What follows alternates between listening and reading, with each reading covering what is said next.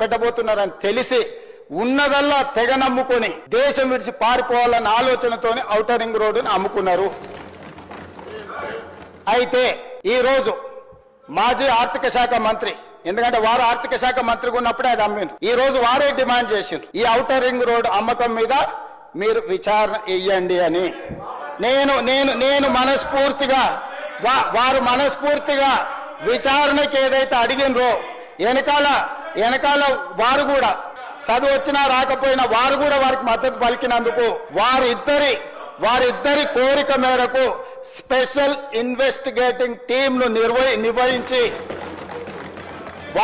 ప్రధాన ప్రతిపక్షం కోరిక మేరకు ఔటర్ రింగ్ రోడ్డు టెండర్ కు సంబంధించి ప్రైవేటు సంస్థలకు కట్టబెట్టిన విధానాల మీద ఈ సభ ద్వారా ఈ సభ్యులందరి ఆమోదంతో విచారణకు నేను ఆదేశిస్తున్నా.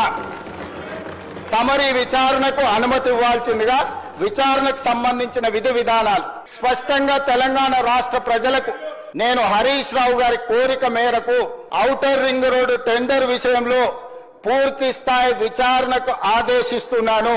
విధి విధానాలను మంత్రివర్గంలో చర్చించి మంత్రివర్గ సహచరుల సూచన మేరకు మంత్రివర్గం యొక్క తీర్మానం మేరకు ఔటర్ రింగ్ రోడ్డు టెండర్ మీద విచారణకు ఆదేశిస్తున్నాం అధ్యక్ష.